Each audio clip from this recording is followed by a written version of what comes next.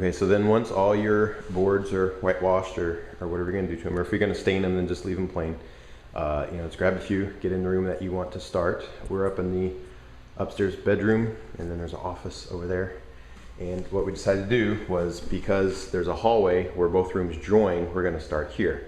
So what we did is, from that wall, we took a square and we measured out the width of two of these. These are 8 inches wide. So we went out 8 inches and another 8 inches, and actually we went back in another 1/4 inch. So we went out about, or 1/2 inch. So we went out 15.5 inches. That way we can lay one here, and then we'll start from there and we'll do the rest of the room all the way to that wall. And then this last piece we can cut to fit underneath the wall, make it custom fit. I'll show you what we're talking about. Oh, and then what we did after we measured, every 2 feet or so, we made a mark all the way through the hallway into the next room. And then if you can see it, we snapped a chalk line so that we have a solid line to work from. And what we're gonna do, take the boards, and that chalk line is right here. So we're gonna line it there, and then there's just enough room for another one that we can cut down and custom fit.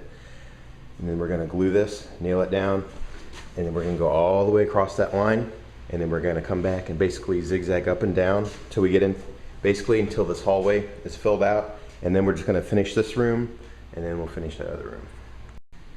Then once you've got your line all set up and you can pick your boards out, what I did is I took my adhesive, flooring adhesive, and just did a big, huge serpentine glob of glue all the way down there to hold it down. And I kind of made sure to get the edges pretty good so it's held down. Down here, I would just put an extra little glob.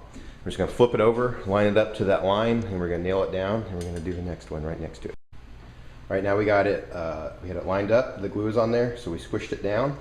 And then what I'm doing is, about every foot, you can see I have 2 nails on each side. So I'm shooting them at an angle. On the right side, they shoot them at a right angle, and then over here I shoot them with, to the left. So I just shoot one a little towards the edge, and then a couple inches over, and over here.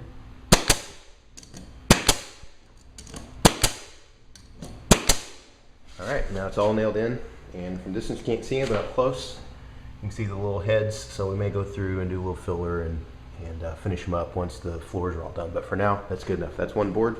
Now we'll just line one right here, up against that line, do the same thing all the way to that wall. Okay, so now we got the second row, and you can see you have a nice little gap coming all the way across. And then once we're at the end, the piece that's cut off, you just start with that. And what we're doing is we're just using this little L square, or I don't exactly know, carpenter square or whatever. And that's giving us just a little bit of gap between the boards. You can see right here, it's just a little bit.